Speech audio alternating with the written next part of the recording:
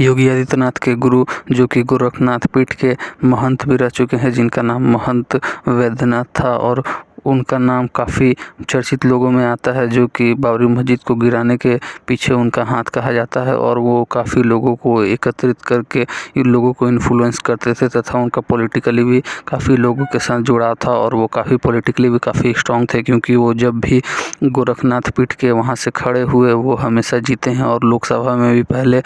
हिंदू महासभा के अंतर्गत वो लड़ते थे चुनाव के लिए, पॉलिटिकल पार्टी के लिए, और उसके बाद फिर वो बीजेपी में आ गए और उनका हिंदुत्व को लेके वो आइडियोलॉजी थी और इसके लिए ही वो लड़ते थे और उनका वहाँ पे काफ़ी बोलबाला था और काफ़ी पॉलिटिकली वो स्ट्रांग थे, जिसके कारण वो जब भी खड़े होते थे वो वहाँ से वही जीतते थे। या फिर उनका अगर जिसके ऊपर सपोर्ट रहता था वो जिसको सपोर्ट कर देते थे वो हमेशा जीतता था, जिसके कारण उनके पास काफ़ी लोग आते थे। और योगी आदित्यनाथ भी उनके पास ही रहा करते थे, वो भी गोरखनाथ पीठ में ही रहा करते थे और अपने घर द्वार से त्याग ले लिए थे, जिसके कारण योगी आदित्यनाथ की काबिलियता को देखते हुए महंत वैद्यनाथ ने योगी आदित्यनाथ को अपना उत्तराधिकारी घोषित कर दिया 1997 में। और उसके बाद जब भी चुनाव हुआ तो योगी आदित्यनाथ ने ही वहाँ से चुनाव लड़ा उनके जगह पर, जिसके कारण उन्होंने अपना पहला इलेक्शन काफ़ी मतों से जीता। उसके बाद फिर तुरंत इलेक्शन हो गए थे, जिसके कारण योगी आदित्यनाथ उतने भारी बहुमत से नहीं जीते, जिसके कारण योगी आदित्यनाथ को समझ में आ गया था कि अगर वो लोगों से कनेक्ट नहीं कर पाएंगे तो ये विरासत जो महंत वैद्यनाथ की है वो चली जाएगी, जिसके कारण उन्होंने उसके बाद काफ़ी एग्रेसिवली उन लोगों के लिए काम करना शुरू किया। और अगर कोई लोग अगर हिंदुत्ववादी लोगों के अगर कुछ प्रताड़ित कर रहा था तो उसके लिए वो हमेशा आगे रहते थे। और कहीं भी अगर कुछ चीज़ किसी के साथ उत्पीड़ना या फिर कुछ गलत किया जाता था तो योगी आदित्यनाथ और उनके जितने भी लोग उनके साथ जुड़े हुए थे वो लोग वहाँ पहुँच जाते थे, जिसके कारण योगी आदित्यनाथ का उस लोकल एरिया में काफ़ी दबदबा था और उनको लोग हिंदुत्व आइडियोलॉजी के नाम से भी जानते थे, जिसके कारण बीजेपी पार्टी के जितने भी लोग थे जो कि सो कॉल्ड सेकुलर या फिर जिनको सभी लोगों को लेकर चलना था वो लोग उनसे खुश नहीं रहते थे। लेकिन योगी आदित्यनाथ तो ऐसे लोगों को खुश करने के लिए भी काम भी नहीं करते थे और उनकी जो आइडियोलॉजी है वो उनको लेकर चलते थे। अगर बीजेपी में कोई भी इंसान अगर उनके कहे अनुसार लोगों को टिकट नहीं देता था उस जगह में तो वो बीजेपी के अगेंस्ट में भी बहुत बार लोगों को खड़ा चुनाव में कर दिए हैं, जिसके कारण बीजेपी के प्रत्याशी हार गए हैं। और उसके बाद जिसको योगी आदित्यनाथ ने चुनाव में खड़ा किया था वो लोग जीत जाते थे, जिसके कारण बीजेपी के जो भी शीर्ष पे थे उन लोगों को समझ में आ गया कि योगी की कितनी पकड़ है लोगों के बीच में, इसलिए वो बीजेपी वाले इसलिए योगी आदित्यनाथ जिसको भी चुनाव में खड़ा करने को बोलते थे बीजेपी वाले बाद में उसको ही चुनाव के टिकट देने लगे और योगी आदित्यनाथ का बात मानने लगे। लेकिन 2017 से पहले किसी को भी ये कानो कान खबर नहीं थी कि अगर बीजेपी की अगर बहुमत आती है तो योगी आदित्यनाथ को सीएम बनाया जाएगा। उसमें केशव प्रसाद मौर्य का नाम आगे आता था क्योंकि वो ओबीसी से बिलोंग करते थे और वहाँ पे ओबीसी की काफ़ी पॉपुलेशन है। और बीजेपी को क्योंकि हिंदुत्ववादी और अपर कास्ट वोटरों की पार्टी बोला जाता है, इसलिए भी लोग सोच रहे थे कि कहीं केशव प्रसाद मौर्य को बीजेपी अपना सीएम कैंडिडेट बनाया तथा वहाँ के एक भूमिहार समाज के ही और एक नेता थे उनका भी नाम आगे था। और ऐसे ही टोटल 4 लोगों का नाम बीजेपी के सीएम के नाम में आगे था, लेकिन उसके बावजूद भी योगी आदित्यनाथ को सीएम बनाया जाता है। ऐसा इसलिए होता है लोगों को पहले से ये सचेत नहीं था, लेकिन 2017 के चुनाव से पहले जितना भी मैनिफेस्टो बीजेपी ने जारी किया था यूपी के लिए उसमें जो भी पॉलिटिक्स के लोग हैं उनका कहना था कि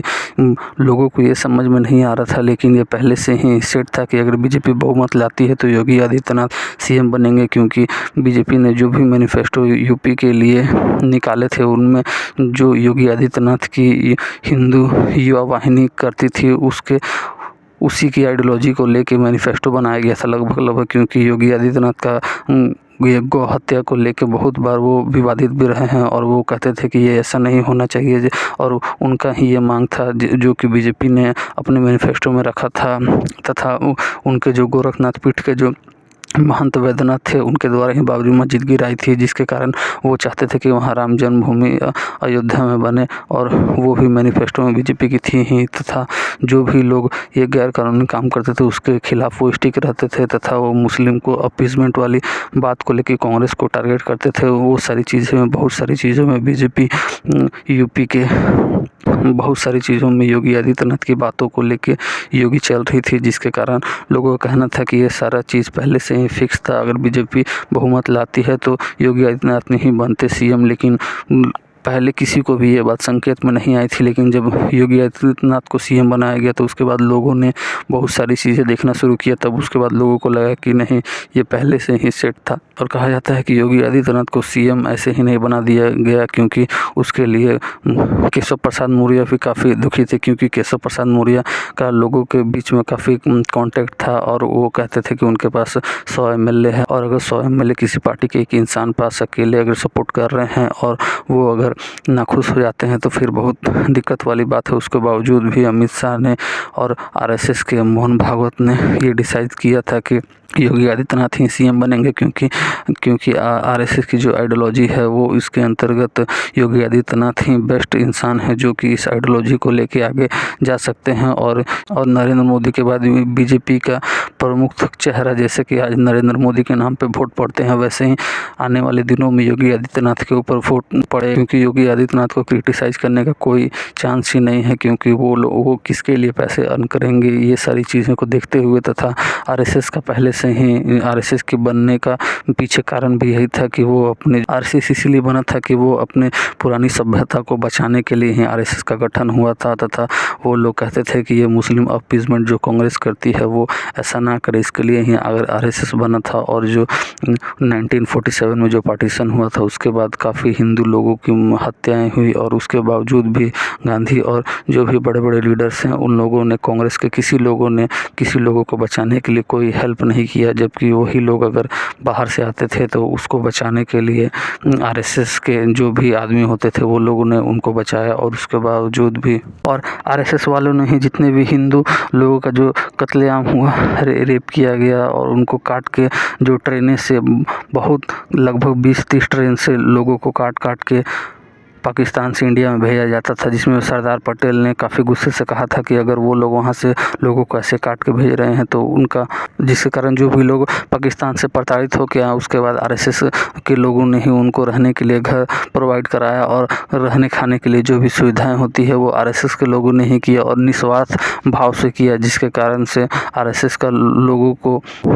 कांग्रेस जो कि देश का बंटवारा करवाई थी, उन लोगों ने कभी भी वो लोगों को बचाने का कोशिश नहीं किया तथा जो लोग वहाँ रह गए थे उन लोगों को सही सलामत लाने की कोशिश भी नहीं की, तथा जो लोग आते थे उन लोगों को बचाने का भी गांधी ने या फिर किसी ने कोई हेल्प नहीं किया। उल्टा जो लोग प्रताड़ित होकर आ रहे थे उनको कहा जाता था कि ये लोग को नॉर्मली आने दिया जा रहा है, जिसके कारण आरएसएस के लोग काफ़ी दुखी थे। और उसके बाद ही उन लोगों ने सोचा कि उसके बाद पार्टी बनाई जाए, और जिसके बाद ही भारतीय जनसंघ बना, और भारतीय जनसंघ फिर बाद में मर्ज होकर जनता पार्टी बना, जो कि पहली कांग्रेस को हराने वाली पार्टी बनी। और उसके बाद फिर जनता पार्टी ही टूट के बहुत सारी पार्टियां बनी, जैसे कि समाजवादी पार्टी, आरजेडी, उसके बाद फिर बाद में जेडीयू बना। जनता पार्टी से टूटने के बाद ही फिर बीजेपी बना, और ऐसे इन लोगों की आइडियोलॉजी के आधार पे ही ये काम करते हैं। तो ये आइडियोलॉजी को बचाने के लिए ही योगी आदित्यनाथ को सीएम बनाया गया, और मोहन भागवत के कहने पे ही योगी आदित्यनाथ को सीएम बनाया गया, ताकि वो इस आइडियोलॉजी को लेके चले और उनके पास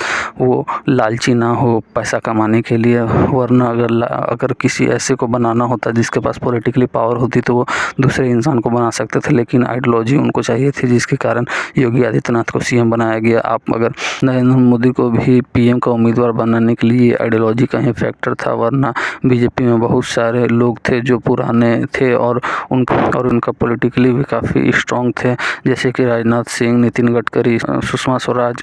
और ऐसे बहुत से नेता थे जो कि बीजेपी में काफ़ी अच्छा पकड़ रखते थे। जब नरेंद्र मोदी का पार्टी द्वारा पीएम बनने का उम्मीदवार घोषित किया गया तो उससे लाल कृष्ण आडवाणी, जो कि कभी नरेंद्र मोदी के गुरु भी रहे हैं, वो नाखुश हो गए थे। और जिस दिन अनाउंस हुआ कि नरेंद्र मोदी अब पीएम का उम्मीदवार होंगे तो उस दिन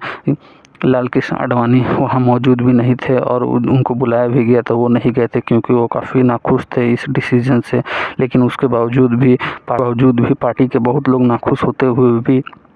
आरएसएस के हेड मोहन भागवत के कहने के बाद ही ये सारी डिसीजन ली गई, और बहुत सारे लोगों का आइडियोलॉजी के आधार पे ही नरेंद्र मोदी को प्रधानमंत्री बनाया गया, और आइडियोलॉजी के आधार पे ही योगी आदित्यनाथ को यूपी का सीएम बनाया गया, और ताकि वो नरेंद्र मोदी की इस लेगेसी को आने वाले दिनों में टेक ओवर कर सके और लेके जा सके क्योंकि ये आइडियोलॉजी का ही फैक्टर है, वरना बहुत सारे लोग जो कि सभी लोगों से मेल जाल रखते हैं, उन लोगों को पीएम ना बना के नरेंद्र मोदी को बनाने का साफ यही मतलब है कि वो लोग दूसरे लोगों को हावी नहीं होने देना चाहते हैं, क्योंकि वो लोग एक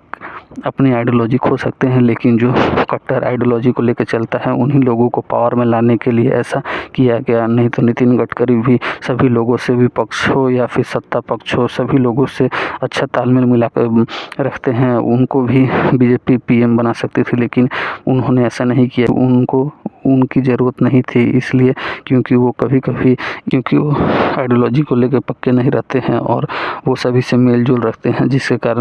कारण जो उनकी आइडियोलॉजी है वो खो सी जाएगी। इसलिए वो लोग इसलिए आरएसएस ने ऐसे व्यक्ति को चूज़ किया जो कि अपनी आइडियोलॉजी को लेकर संगीन है और काफ़ी एग्रेसिवली लोगों को अपनी बात मनवा भी सकता है।